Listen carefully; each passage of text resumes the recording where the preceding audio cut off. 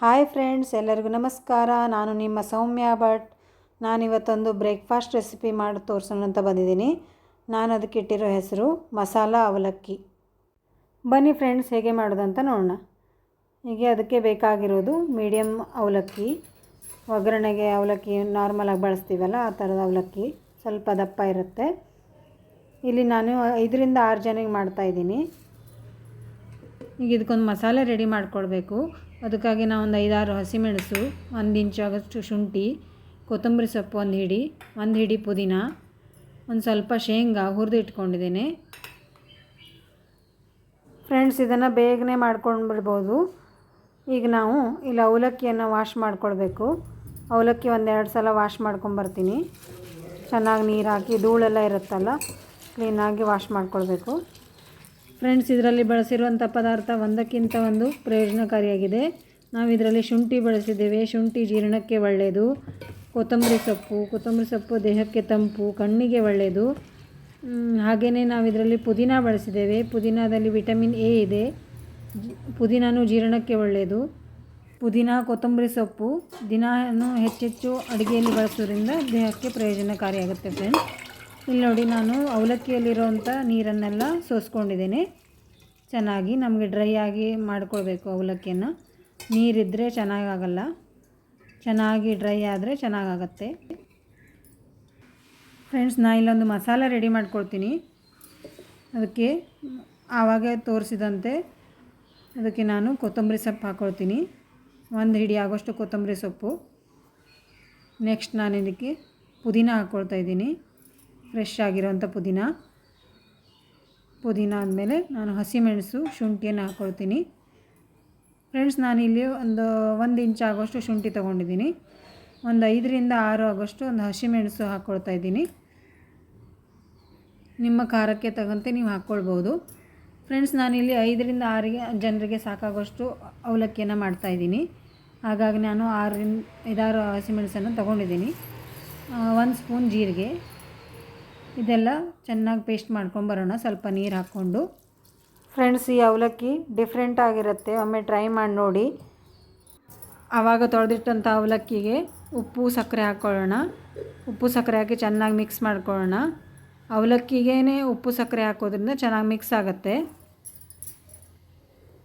ಉಪ್ಪು ಹಾಕ್ಕೊಂಡು ಚೆನ್ನಾಗಿ ಮಿಕ್ಸ್ ಮಾಡ್ಕೊಳ್ಳೋಣ. ಕೈಯಲ್ಲೇ ಮಿಕ್ಸ್ ಮಾಡ್ಕೊಳ್ಳೋಣ. ಕೈಯಲ್ಲಿ ಮಿಕ್ಸ್ ಮಾಡೋದ್ರಿಂದ ಎಲ್ಲದಕ್ಕೂ ಚೆನ್ನಾಗಿ ಮಿಕ್ಸ್ ಆಗುತ್ತೆ. ಇಲ್ಲಿ ನಾನು ಗ್ಯಾಸ್ ಹಚ್ಕೊಳ್ತಾ ಇದ್ದೀನಿ. ಒಂದು ಬಾಣಲೆಯನ್ನು ಇಟ್ಕೊಂಡು ಅದಕ್ಕೆ ನಾನು ಕೊಬ್ಬರಿ ಎಣ್ಣೆ ಬಳಸ್ತಾ ಇದ್ದೀನಿ ಒಗ್ಗರಣೆಗೆ. ನೀವು ಯಾವ ಎಣ್ಣೆ ಬಳಸ್ತೀರೋ ಅದು ಬಳಸ್ಬೋದು. ನಾನಿಲ್ಲಿ 4ರಿಂದ 5 ಚಮಚ ಎಣ್ಣೆ ಹಾಕ್ಕೊಳ್ತಾ ಇದ್ದೀನಿ. ಅವಲಕ್ಕಿಗೆ ಸ್ವಲ್ಪ ಎಣ್ಣೆ ಜಾಸ್ತಿ ಬೇಕಾಗುತ್ತೆ, ಹಾಗಾಗಿ. ನೆಕ್ಸ್ಟ್ ನಾವು ಇದಕ್ಕೆ ಸಾಸಿವೆ ಹಾಕ್ಕೊಳ್ಳೋಣ. ಎಣ್ಣೆ ಕಾದ ತಕ್ಷಣ ನೋಡಿ, ಎಣ್ಣೆ ಕಾದಿದೆ. ಈಗ ನಾನು ಸಾಸಿವೆ ಹಾಕ್ಕೊಳ್ತಾ ಇದ್ದೀನಿ. ಸಾಸಿವೆ ಚಟಪಟ ಅಂದ ತಕ್ಷಣ ಇದಕ್ಕೆ ಉದ್ದಿನಬೇಳೆ, ಕಡಲೆಬೇಳೆನೆಲ್ಲ ಹಾಕ್ಕೊಳ್ಬೇಕು. ನೋಡಿ, ಉದ್ದಿನಬೇಳೆ 1 ಸ್ಪೂನು, ಕಡಲೆಬೇಳೆ 1 ಸ್ಪೂನು. ಕಡಲೆಬೇಳೆ, ಉದ್ದಿನಬೇಳೆ ಹಾಕೋದ್ರಿಂದ ಅವಲಕ್ಕಿ ತಿನ್ನುವಾಗ ಬಾಯಿಗೆ ಸಿಗುತ್ತೆ, ಚೆನ್ನಾಗಿರುತ್ತೆ. ಹಾಗಾಗಿ ನಾನಿಲ್ಲಿ ಸ್ವಲ್ಪ ಹಿಂಗೆ ಹಾಕ್ಕೊಳ್ತಾ ಇದ್ದೀನಿ. ನೋಡಿ, ಉದ್ದಿನಬೇಳೆ, ಕಡಲೆಬೇಳೆ ಎಲ್ಲ ಕಲರ್ ಚೇಂಜ್ ಆಗ್ತಾಯಿದೆ. ಸ್ವಲ್ಪ ಗೋಲ್ಡನ್ ಬ್ರೌನ್ ಬಣ್ಣ ಬರಬೇಕು, ಅಲ್ಲಿ ತನಕ ಫ್ರೈ ಮಾಡ್ಕೊಳ್ಬೇಕು. ನೋಡಿ, ಚೆನ್ನಾಗಿ ಫ್ರೈ ಆಗಿದೆ, ಕಲರ್ ಕೂಡ ಚೇಂಜ್ ಆಗಿದೆ. ನಾನಿಲ್ಲಿ ಈಗ ಶೇಂಗಾ ಹಾಕ್ಕೊಳ್ತಾ ಇದ್ದೀನಿ. ಶೇಂಗಾ ಮೊದಲೇ ಚೆನ್ನಾಗಿ ಹುರಿದು ಇಟ್ಕೊಂಡಿದ್ದೆ ನಾನು, ಬೇಗ ಆಗುತ್ತೆ ಅಂತ. ಒಂದು 2 ನಿಮಿಷ ಶೇಂಗಾ ಎಣ್ಣೆಲಿ ಫ್ರೈ ಆದರೆ ಸಾಕು. ನೆಕ್ಸ್ಟ್ ನಾವು ಇದಕ್ಕೆ ಕರಿಬೇವಿನ ಸೊಪ್ಪು ಹಾಕ್ಕೊಳ್ಳೋಣ. ಒಂದು 4 ಕಡ್ಡಿ ಆಗೋಷ್ಟು ಕರಿಬೇವಿನ ಸೊಪ್ಪು ಹಾಕ್ಕೊಂಡಿದ್ದೀನಿ. ಪರಿಮಳ ಚೆನ್ನಾಗಿರುತ್ತೆ ಕರಿಬೇವಿನ ಸೊಪ್ಪು ಹಾಕೋದ್ರಿಂದ.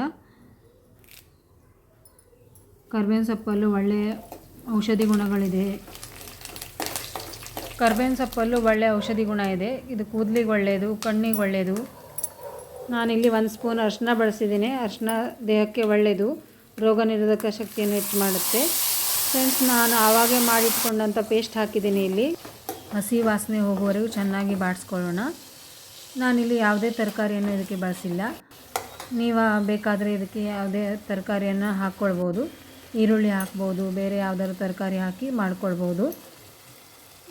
ನಾನಿಲ್ಲಿ ಅವಲಕ್ಕಿ ಹಾಕ್ಕೊಳ್ತಾ ಇದ್ದೀನಿ. ಆವಾಗಲೇ ಮಿಕ್ಸ್ ಮಾಡಿ ಇಟ್ಟಿದ್ವಲ್ಲ, ಸಕ್ಕರೆ ಉಪ್ಪೆಲ್ಲ ಹಾಕಿ ನೋಡಿ ಚೆನ್ನಾಗಿ ಉದುರುದ್ರಾಗಿದೆ. ಇದನ್ನು ನಾವು ಇದಕ್ಕೆ ಚೆನ್ನಾಗಿ ಮಿಕ್ಸ್ ಮಾಡ್ಕೊಳ್ಳೋಣ. ಎಲ್ಲ ಮಸಾಲೆ ಕುಡ್ಕೊಳ್ಳೋ ಹಾಗೆ ಮಿಕ್ಸ್ ಮಾಡ್ಕೊಳ್ಳೋಣ. ಇಲ್ಲಿ ನೋಡಿ ಚೆನ್ನಾಗಿ ಮಿಕ್ಸ್ ಆಗಿದೆ. ನೋಡಿ ಗ್ರೀನಾಗಿ ಎಷ್ಟು ಚೆನ್ನಾಗಿ ಕಾಣ್ತಾ ಇದೆ. ಇಲ್ಲೊಂದು ಅರ್ಧ ಲಿಂಬೆ ಹಣ್ಣಿನ ರಸವನ್ನು ನಾನು ಹಾಕ್ಕೊಳ್ತಾ ಇದ್ದೀನಿ, ಟೇಸ್ಟಿಗೆ ಅಷ್ಟೇ. ನೀವು ಬೇಕಾದರೆ ಹಾಕ್ಕೊಳ್ಬೋದು, ಬೇಡ ಅಂದರೆ ಬಿಡ್ಬೋದು. ಇಲ್ಲಿ ಹಸಿ ತೆಂಗಿನ ತುರಿಯನ್ನು ಹಾಕ್ಕೊಳ್ತಾ ಇದ್ದೀನಿ, ಟೇಸ್ಟ್ ಚೆನ್ನಾಗಿರುತ್ತೆ ಅಂತ ಹಾಕ್ಕೊಂಡಿದ್ದೀನಿ. ಇಲ್ಲಿ ಚೆನ್ನಾಗಿ ಮಿಕ್ಸ್ ಮಾಡಿಕೊಂಡ್ರೆ ಆಯಿತು ಫ್ರೆಂಡ್ಸ್, ಅವಲಕ್ಕಿ ರೆಡಿ ಆಯಿತು. ಫ್ರೆಂಡ್ಸ್, ಈ ಥರ ಅವಲಕ್ಕಿ ನೀವು ಟ್ರೈ ಮಾಡಿ ಹೇಗಿದೆ ಅಂತ ಕಾಮೆಂಟ್ ಮಾಡಿ ಹೇಳಿ. Thank you for watching friends. Bye. Next ವಿಡಿಯೋದಲ್ಲಿ ಸಿಗೋ